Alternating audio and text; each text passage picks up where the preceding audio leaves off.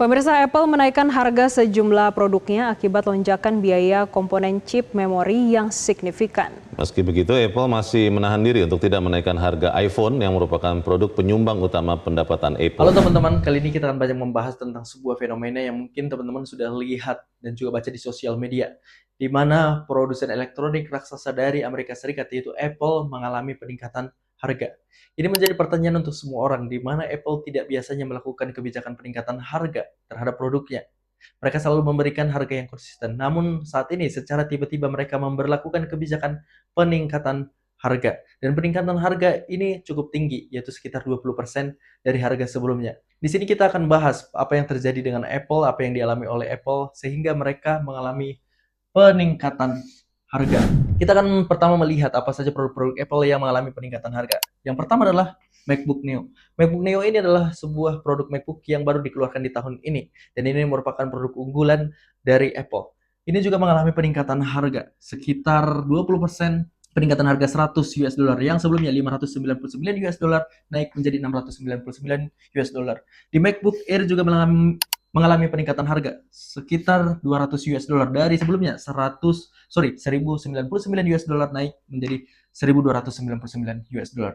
Di produk yang ketiga itu MacBook Pro mengalami pengenaikan 300 US dollar yang sebelumnya 169 US dollar naik menjadi 1999 US dollar. Dan yang terakhir itu iPad Air yang mengalami peningkatan harga 150 US dollar dari sebelumnya 599 US dollar naik menjadi 749 US dollar.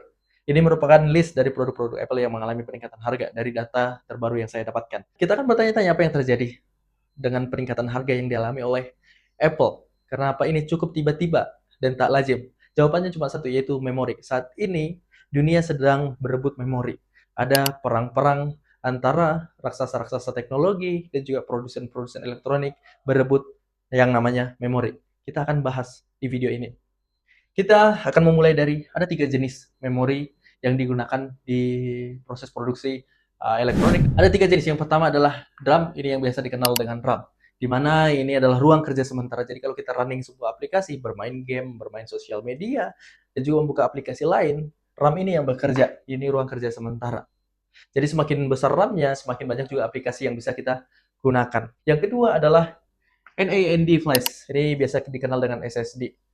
Ini adalah penyimpanan permanen. Jadi ketika kita mengcapture sebuah gambar, menyimpan file, dan juga men-take sebuah video, itu biasanya disimpan di SSD, dan penyimpanan memori permanen. Dan yang ketiga adalah HBM, yaitu High Bandwidth Memory, itu memori super cepat. Ini sebenarnya tumpukan dari RAM. Jadi RAM disusun menjadi tumpukan yang cukup besar, dan ini biasanya didekat oleh GPU. HBM ini adalah memori yang cukup besar dikarenakan ketika merunning sebuah teknologi atau aplikasi, mereka butuh memori yang cukup besar dan juga cepat mengirimkan data. Maka HBM menjadi pilihan.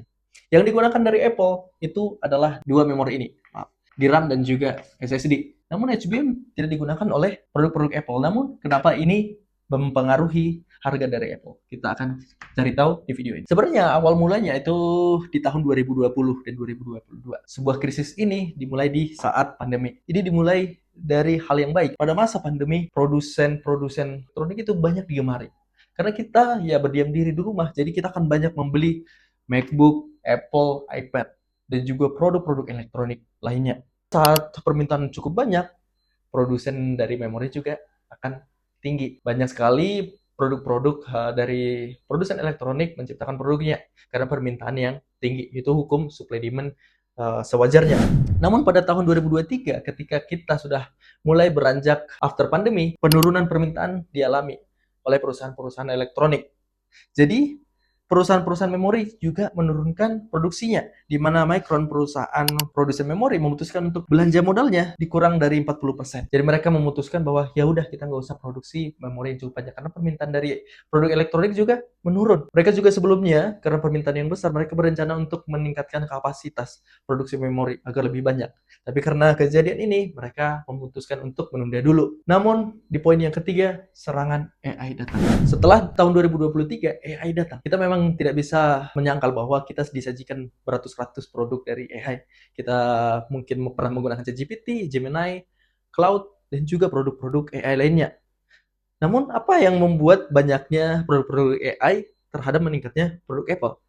Di sini, ketika kita merunning atau menggunakan atau membuat yang namanya aplikasi AI, mereka menggunakan 3 memori yang sama yang digunakan Apple juga. Yang pertama adalah HBM, di mana HBM digunakan dikarenakan jika merunning atau membuat aplikasi AI, mereka membutuhkan memori yang cukup cepat dan juga memori yang mentransfer data cepat ke aplikasi. Yang kedua adalah mereka juga menggunakan memori RAM. Ketika kita running sebuah sistem dari ChatGPT contohnya, mereka juga menggunakan sistem RAM, memori RAM. Yang ketiga, mereka juga menggunakan SSD. Karena kita menggunakan AI, kita membuat memori yang baru di sana. Kita membuat prompt, dan juga mereka memberikan jawaban, itu disimpan di dalam SSD. Jadi AI menggunakan ketiga memori ini secara bersamaan. Di sini awal krisisnya, ketika Apple membutuhkan memori, namun juga perusahaan-perusahaan AI juga membutuhkan memori. Namun perusahaan memori akan bingung memilih dua ini. Mereka ke AI atau mereka ke produk elektronik, contohnya Apple. Dan mereka membandingkan ketika perangkat konsumen versus perangkat AI. Karena mereka nggak bisa memberikan memori secara jumlah banyak ke mereka berdua. Karena ya persediaan memori juga terbatas. Jadi mereka membuat analisis. Kalau mereka memberikan memori ke perangkat konsumen seperti laptop, smartphone, dan juga tablet, volume yang mereka minta itu cukup kecil. Kontraknya juga nggak terlalu panjang. Dan juga harganya juga lebih rendah. Namun kalau mereka memberikan memori, menjual memori ke pusat data AI, mereka akan mengalami permintaan dalam volume yang besar. Kontrak mereka juga kontrak jangka panjang dan harganya lebih mahal yang membuat marginnya lebih tinggi. Otomatis dong produsen-produsen memori milih ya udah deh kita jual ke AI aja karena di sana lebih menguntungkan. Dan yang membuat ini lebih kompleks lagi karena penggunaan dari HBM membutuhkan RAM juga, itu kan tumpukan dari RAM. Sedangkan ketersediaan memori RAM cukup terbatas. Membuatnya lebih banyak HBM, maka ketersediaan RAM juga akan lebih menurun. Dan juga digunakannya SSD untuk running AI juga membuat ketersediaan memori yang kedua ini juga semakin menurun. Jadi memori terbatas. Ketika memori terbatas, produsen Apple, produk-produk Apple juga tidak bisa memproduksi produknya. Kalian mungkin menyadari bahwa kita sangat sulit sekarang membeli produk-produk Apple karena memang mereka mengalami keterbatasan memori. Namun sampailah mereka di 3 pilihan. Ketika ketersediaan memori tidak banyak dan juga harganya lebih tinggi karena supply and demand, maka Apple dihadapkan 3 pilihan. Yang pertama, mereka bisa membuat pilihan margin turun. Ya udah deh, produknya tetap sama, kualitasnya sama. Tapi meskipun harga memori tinggi, kita akan tetap menjual di harga yang sama. Namun keuntungan kita, margin keuntungannya, kita tipiskan. Yang kedua adalah turunkan kualitasnya. Kita buat dari harga yang sama, tapi karena harga memori tinggi, kita turunkan saja kualitasnya. Kita buat produk yang baru dengan kualitas yang lebih rendah dari sebelumnya. Yang ketiga adalah harga naik. Kualitasnya tetap sama, harga memori naik, kita juga ikut menaikkan harga.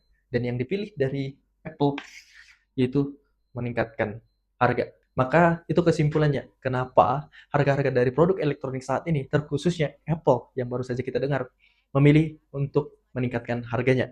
Dikarenakan ketersediaan dari memori dan juga harga memori yang cukup naik dan tinggi yang mengakibatkan Apple memutuskan memberikan kebijakan menaikkan harga.